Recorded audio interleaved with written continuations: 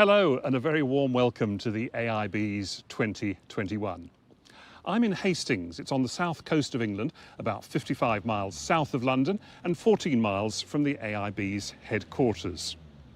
Now, Hastings has a great deal of history. There was a small battle here back in 1066. William the Conqueror built the castle whose remains still dominate the town today. In medieval times, it became one of the Cinque Ports. And that maritime history continues today because it's home to the largest beach-launched fishing fleet in Europe. And for those of us in broadcasting, Hastings played one of the most significant, yet perhaps understated, roles in the development of mass media. A man called John Logie Baird lived in this house, and it was here that he developed something very important to us all: television. He constructed the world's first television receiver here, and he used things like scissors, a hat box, bicycle lamps, and some sealing wax. He then moved to a workshop in Queen's Arcade, about a quarter of a mile from here, and it was there that he gave the world's first public demonstration of television. That was back in 1924, when experiments with novel technology were quite fraught with danger. Later that year, Baird was thrown across that workshop with a 1,200-volt electric shock. His landlord evicted him soon after, and he moved to Soho in London's West End to continue his development work.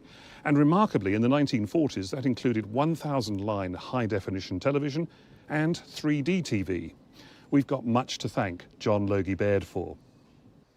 Now, there's also another reason for me to be here in Hastings today, and that's going to become clear at the end of this first part of the AIB's 2021. And so, back to the awards. For the second year running, we are holding our awards as an online production, rather than our traditional live evening of celebration. I really hope that next year our 18th awards will be celebrated in person. We want once again to be able to welcome people from around the world to share inspiration, share ideas, share knowledge, share experience, and to be part of this truly international festival of journalism and factual productions. In the meantime, we're not going to be outwitted by the pandemic. Instead, for the second year, we're mounting what I hope you'll agree is a fitting tribute to all the journalists, the editors, the producers, the presenters, in fact, the whole teams whose work for television, radio and digital platforms has been submitted to the AIBs. So, sit back, perhaps pour yourself a glass of something refreshing and enjoy the ride. But now, let me hand over to Kamal Santamaria of Al Jazeera English. He's in Studio 14 in Doha, and he's going to be hosting us for the rest of today. Kamal. Simon, thank you so much for that introduction, and a fascinating bit of history as well. Very glad Baird survived that 1,200-volt electric shock. Otherwise, well, none of us might have a job today. Let me add my own welcome to the AIB's 2021, and as Simon said, to Studio 14 here at Al Jazeera in Doha. This is where programs like Counting the Cost and Inside Story come from, as well as a whole variety of programs on our Arabic language service. The AIBs are a highlight of the year for many working in journalism, be it TV, radio or digital. They are globally renowned, and I'm thrilled to be hosting them this year. Journalism and factual storytelling remains as important as ever. Audiences deserve to know what's going on in the world around them, and broadcast journalism is vital to connect us all and help us understand events with immediacy and clarity. The AIBs showcase the world's best. As Simon mentioned, the program is packed, and that is because we want to do justice to everyone whose work has been shortlisted in the AIB's 2021. Work in 23 languages, produced by 83 companies from 35 countries, all entered in the competition, statistics which do demonstrate the significance of the AIBs. And from those hundreds of hours of content, a shortlist was produced. So given the immense strength of all the work originally entered, our big congratulations go to everyone whose productions and journalism made it through to the final. Now, judging all of the shortlisted entries has been the work of our international panel of judges, 50 experts who gave up their time over the past few weeks to evaluate and deliberate. Now, the AIB Secretariat did make sure none of the judges met their own work or that of colleagues from the same organisation, so the judging is fair and transparent, and we thank everyone on this international jury for contributing to the success of the AIB's 2021. Now, in today's programme, we will present results in the first 11 categories.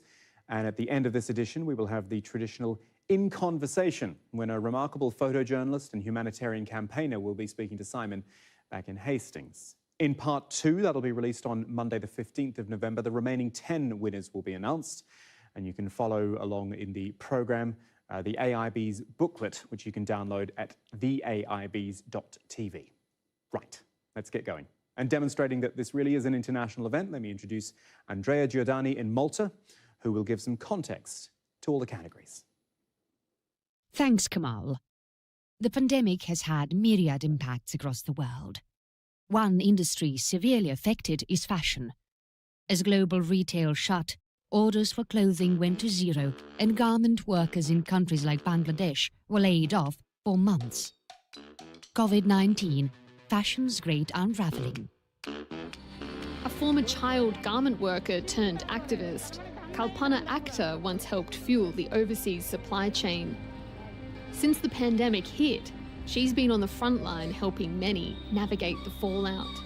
This is one of the biggest garment districts, and if you see this factory up there, the hundreds of workers are waiting, all of them who lost job during this pandemic, and they're just waiting here if there is a new hire happen.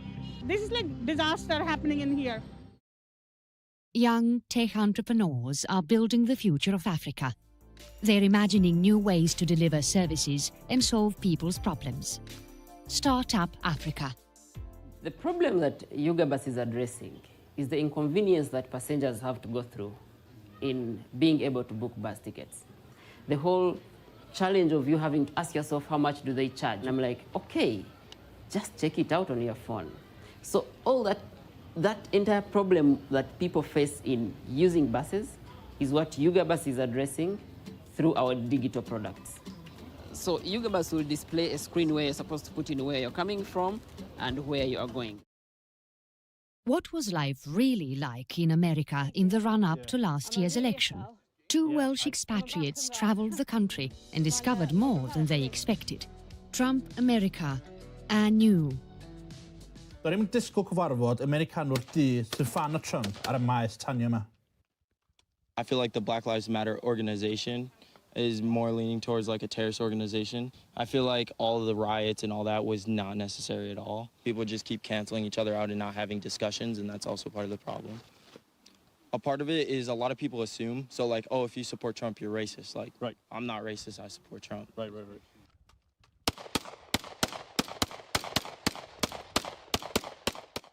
For years, Xia Shi has been a lonely dissenting voice inside the Chinese Communist Party. Expelled in 2020, she's now in exile in the States, where she gave her first interview. 问题啊，实际上它不是人的问题，这个问题就要讲到是这个党内的体制问题。毛泽东也是没人能制约他，因为党内没有制度。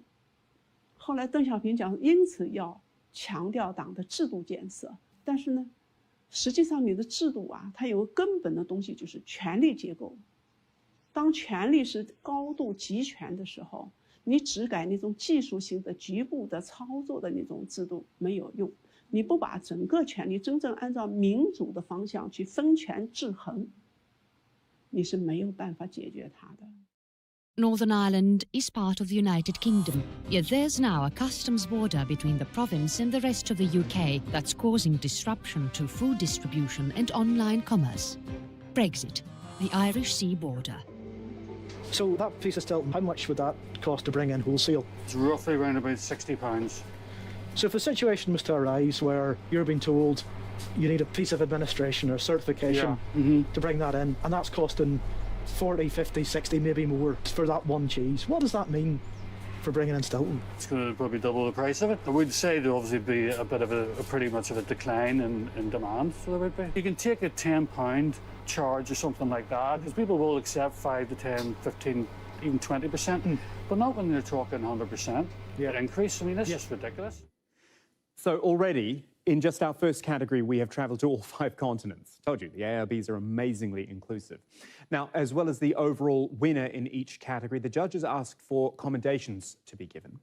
And in this first category, for its breadth and ambition, a commendation goes to Trump America Anew. That was produced by Celebro and the Hee Haw production for S4C, the national Welsh language broadcaster in Wales.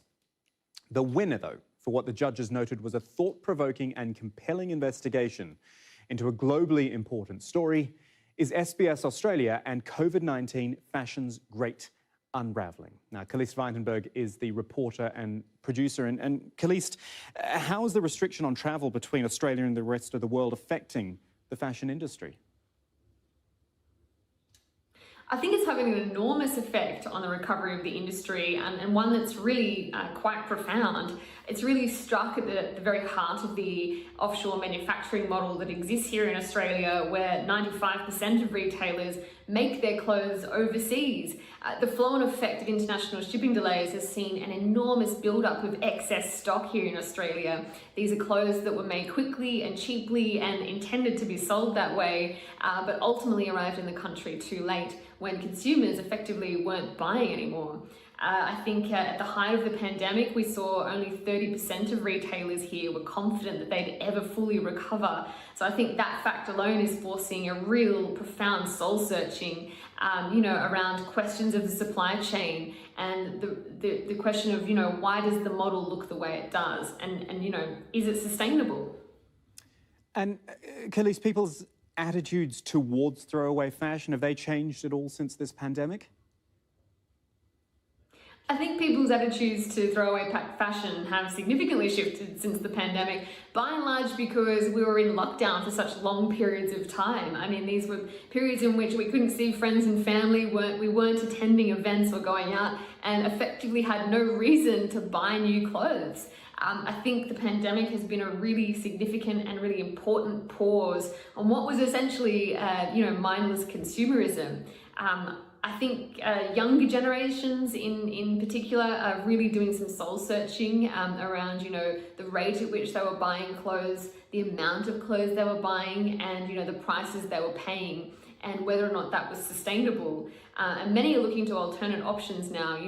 I think there's been an enormous boom in, recycled clothing and, vintage clothing thanks to online apps and things like this. So I'm really excited by that, and I hope that, it continues into the future.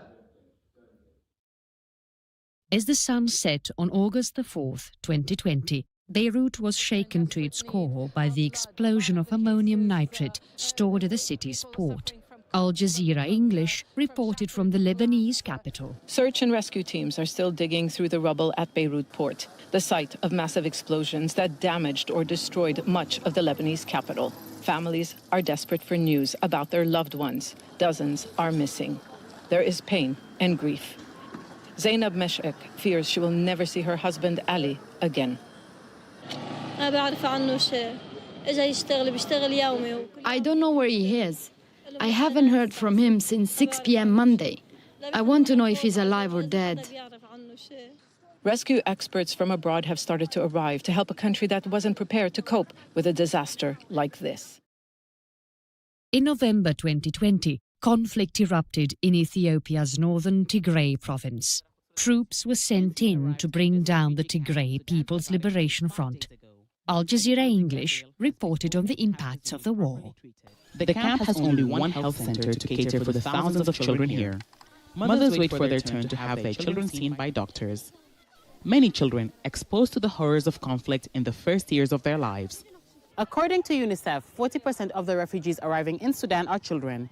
Some have been separated from their families, and the process of tracking them has started. Others have arrived with malnutrition because of the days they spent walking with no food. And all have been affected by the conflict in Tigray in a way that will likely impact their childhood. The UN's Children's Agency says that restricted access and the ongoing communication blackout in the Tigray region have left an estimated 2.3 million children in need of humanitarian assistance. 9 cyclones hit the Philippines in the last 3 months of 2020, including one of the strongest tropical cyclones ever recorded. GMA Network reported on the calamity in a country already suffering severely from the pandemic. Ganito ang sitwasyon sa malaking bahagi ng poblasyon dito sa bayan ng Nabwa. At kung tutuusin, mga veterano na raw sila sa pagsagupa sa baha. Pero hindi nila inasahan ang ganito kataas na tubig mula sa Super Typhoon Rolly. Ang mga residente, kanya-kanyang diskarte sa pamumuhay sa kabila ng baha. Ang iba, may mga hagdan na, diretso sa second floor ng kanilang mga bahay. Ang babaeng ito, animoy naglalabas sa batis. Pero ang dumadaloy na tubig, galing sa umaapaw na creek. Malungkot lang po, wala kaming lahat na basa yung gamit namin. Kasi biglang hangin, malakas.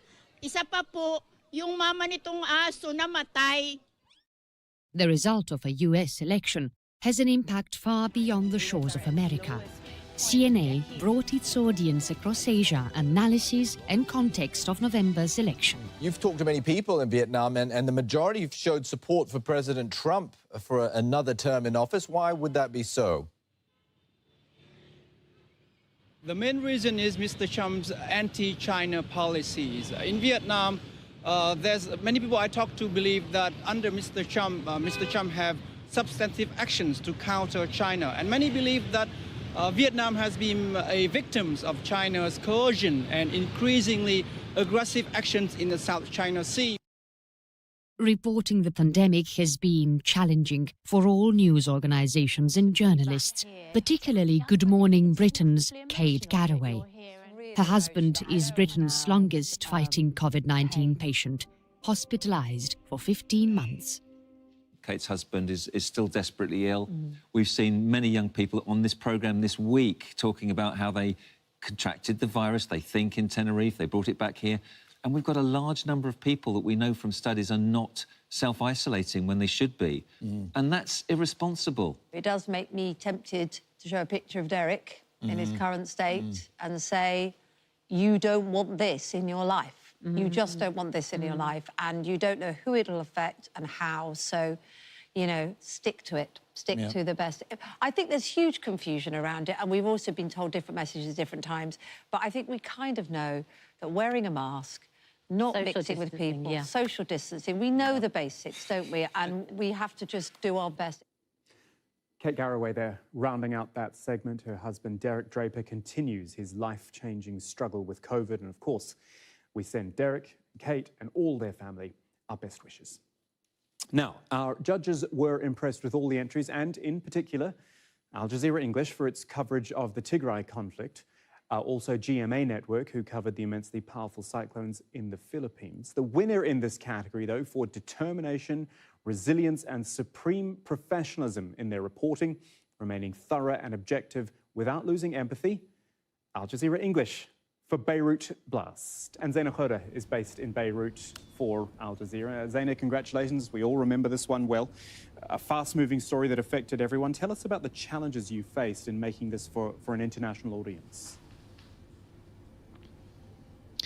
This was a massive explosion, nothing like I experienced or witnessed in the past. And I've been close to blasts before reporting from war zones. There was so much confusion at the beginning. Nobody knew what was happening. But once information started to trickle in and people started to find out really what exactly happened, an explosion at Beirut port, our responsibility was not just to report about the casualties, the human suffering, the destruction, but what exactly happened. And when it became clear that this was the result of ammonium nitrate, tons and tons of ammonium nitrate stored in a warehouse with highly flammable material, we also had to explain to an international audience, how can something like this happen? But, you know, for many, this is not surprising because Lebanon state institutions, corruption, negligence, mismanagement is endemic in state institutions, and the port really included. And for you, being based in Beirut, Zaina, this must have been incredibly personal. How does, in fact, the August 2020 blast continue to affect you? This was personal. We survived. Myself, my family.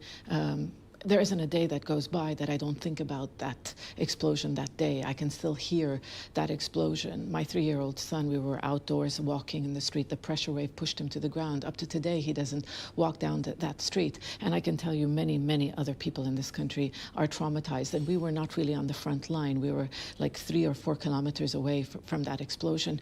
You know, there is a responsibility to keep telling this story, to follow the investigations, because the truth, what exactly happened, there needs to be accountability and justice for so many people to have closure. More than 1 million people are incarcerated in detention camps in Xinjiang province.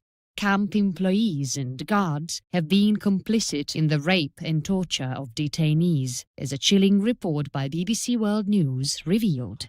And she's haunted by one image: masked men coming down a camp corridor like this one after midnight. They were 3 men. Not one, but 3. They did whatever evil their mind could think of, and they didn't spare any part of my body, biting it to the extent that it was disgusting to look at. Many of the world's biggest coastal cities are likely to be most heavily impacted by the climate emergency. AFP spoke to some of those most threatened by the changes the planet is experiencing, and the scientists who are sounding the alarm. As the earth warms and the ice melts, the seas, once a source of wealth, will redraw the map of the world, forcing millions from their homes. Eventually, scientists predict entire cities will have to be abandoned to the flood. We're all mortal. We live our lives knowing we're going to die. But I don't think we often think of our cities in those terms. And most of our coastal cities are mortal. A lot of them will end by flood in the long run. And by 2050, that may be much more widely appreciated. In Kenya's Rift Valley, 2 adjoining lakes have increased massively in size and are on the brink of meeting. It's a result of deforestation along the rivers that feed them. Al Jazeera English reports, if they come together, wildlife and livelihoods will be threatened.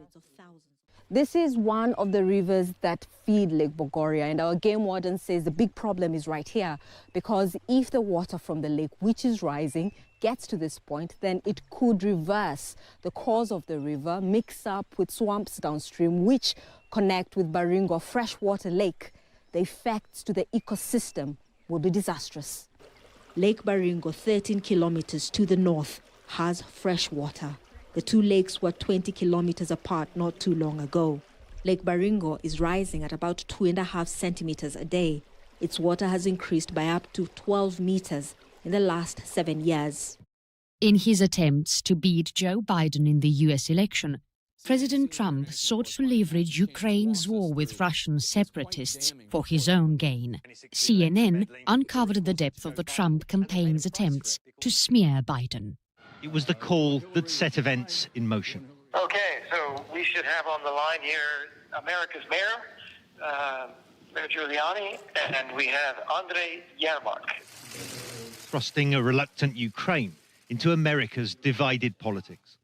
We already know through transcripts and testimony, Giuliani pressured them to announce investigations important to then President Trump. But this is the first time we've heard his actual voice. I want very much to see that our 2 countries are able to work together. How Giuliani cajoled the Ukrainian presidential advisor on the other end of the line. The storming of the US Capitol, perhaps the greatest symbol of US democracy, USA! USA! was one of the world's biggest news stories in January 2021. ITV News reported from amongst the mob as the attack unfolded. What's the purpose of storming Congress itself? Because they work for us.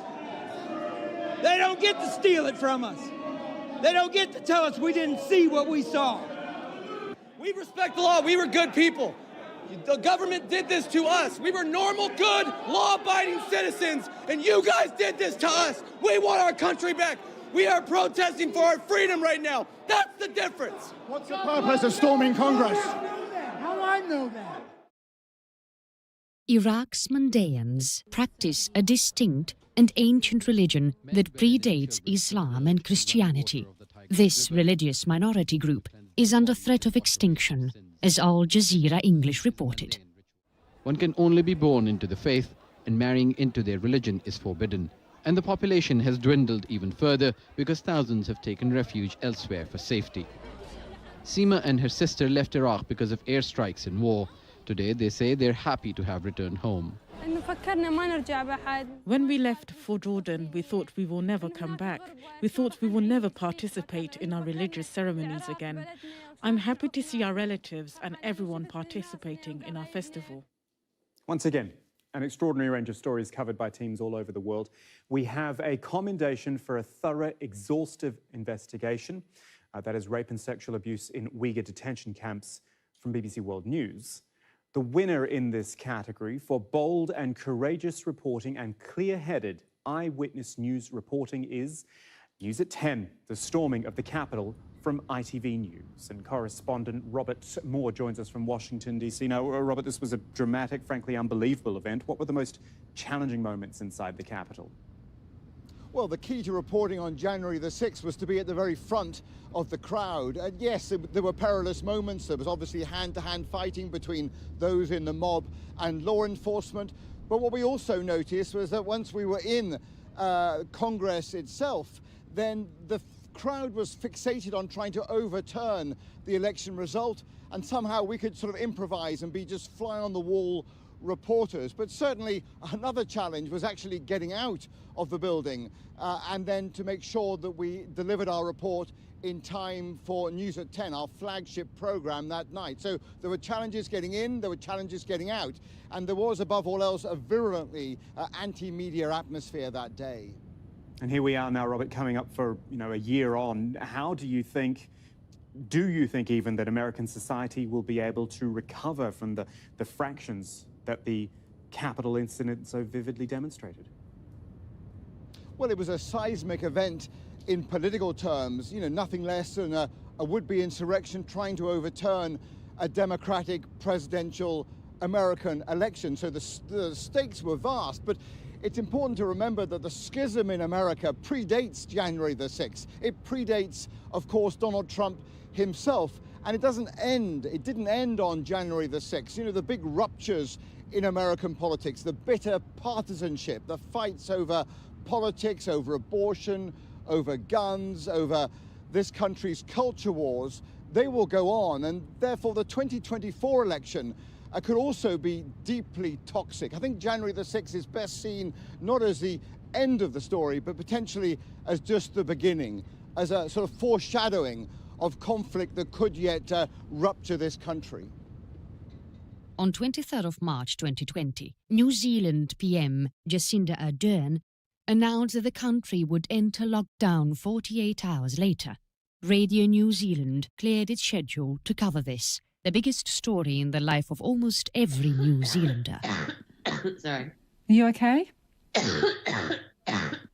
Massive headache and too much coughing. How often does that happen? Is that a continuous hacking like that? I'm calling it the COVID-19 for over 40s because I peed myself from coughing. Kiwi Janine Crossan has lost track of the days at North Shore Hospital. She has coronavirus. The only reason I've shared all of this has been to just ensure that everyone takes it seriously. We currently have 102 cases. She is case number 37. The situation here is moving at pace, and so must we. The explosion in the port of Beirut in August 2020 resulted in the deaths of over 200 people and left many thousands injured. In its Sky News daily sequence, the broadcaster followed up the event of the previous evening. Anything within the immediate blast zone has been pretty much flattened, and then it stretches out for miles in terms of the impact, and the fact that the sound could be heard as far away as Cyprus just gives you a sense of the enormity of what happened. And actually an expert that I spoke to, a bomb disposal and explosives expert, said that in his 30-year career, including time spent in the military, he had never witnessed or seen an explosion of that magnitude other than sort of nuclear devices being tested. My goodness me. The attack on the US Capitol by a violent mob was covered by Bloomberg Radio, who reported from inside the building and interviewed lawmakers caught up in the incident. We had an election that was stolen from us. It was a landslide election, and everyone knows it, especially the other side. But you have to go home now. We have to have peace. Twitter later locked the president's account for 12 hours, and Facebook blocked him from posting for 24 hours. Reaction is pouring in to the invasion of the Capitol, and here is House Minority Leader Kevin McCarthy. This is my saddest day as a member of Congress, and what we have to do is take this moment to take this divide in this nation and understand we could have differences of opinion. 3 examples there of radio journalism demonstrating its power and its flexibility. Judges ask for a commendation for exemplary coverage and powerful actuality. That goes to attack on the US Capitol by Bloomberg Radio.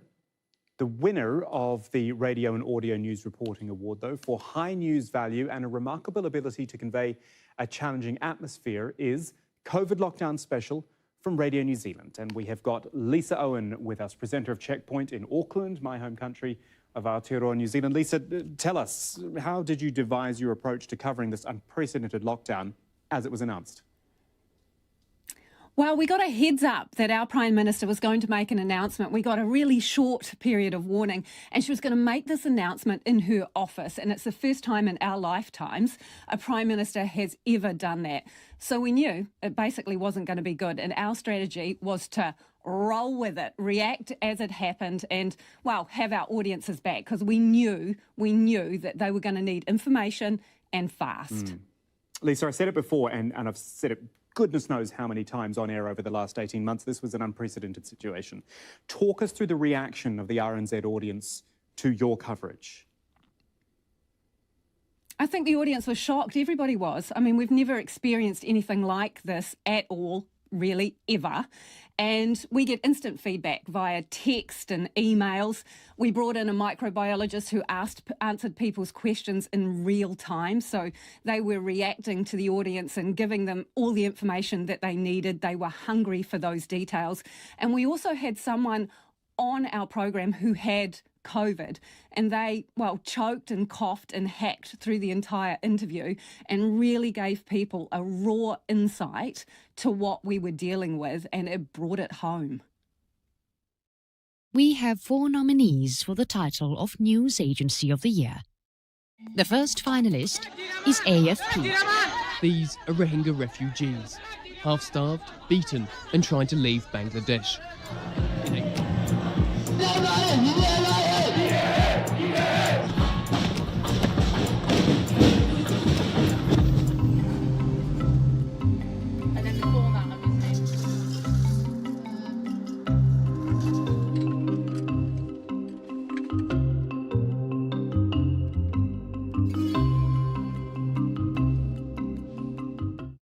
Our second nominee is Agencia F.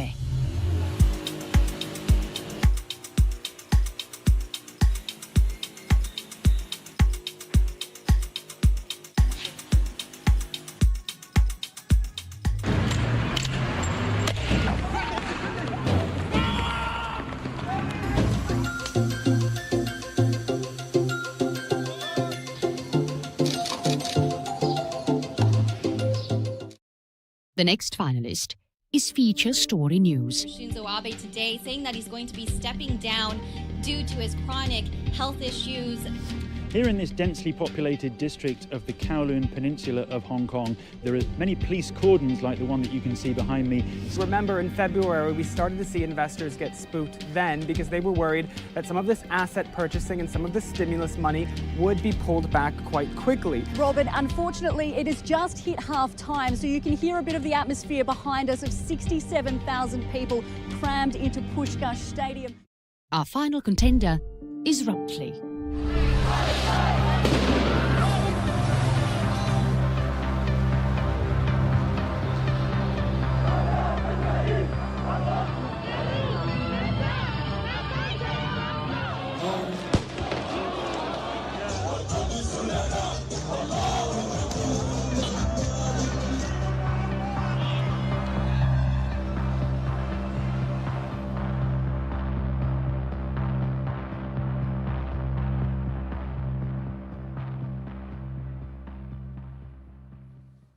No doubt about it. Agencies are the lifeblood of broadcast and digital news. None of us can do our work without them. So it is great to see 4 agencies competing for the title of News Agency of the Year.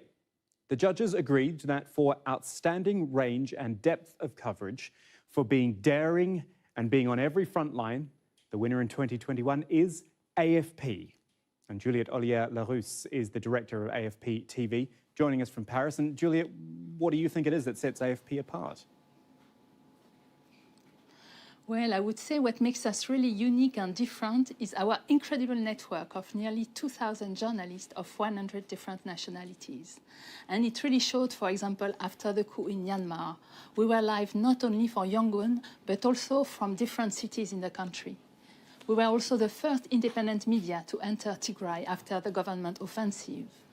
And thanks to our incredible network in Afghanistan, we could cover the Taliban taking power all around the country and not only in the capital. Another difference is our deep multimedia culture. In our bureaus, text, photo and video reporters work hand in hand, and it has a huge benefit for the overall quality of our coverage. Our news industry, Juliette, it is vibrant, it is constantly adapting. What are the changes you're noticing in the needs of your customers and clients? Well, on the ground, verified and real-time coverage is what really clients expect from us firstly, and that remains a top priority for us. But the change is that now they are facing a huge challenge. They need to address the audience through their digital platforms. And it is crucial for all media to see how to keep the connection with a younger audience that no longer go to the legacy media. So for that, we focus on in-depth human stories, ordinary people like this couple separated by COVID, and subjects that matter to the new generations. Climate change, of course, but also social issues, diversity, gender, and obviously covering the digital world is also a very important subject for us, and fact-checking that we've seen it is so vital during the COVID pandemics. It is estimated that over 25 million people are affected by autism. It's not widely understood, particularly in low and middle-income countries. Doordarshan looked at the research into this malfunctioning of the brain and its effects on families. There are two tools that are extremely useful. One is structure and the other are visual supports. Structure means anything that has clarity. There is structure of space. This place is for keeping bags, this place is for keeping books, this place is for sitting and studying, this place is for free time.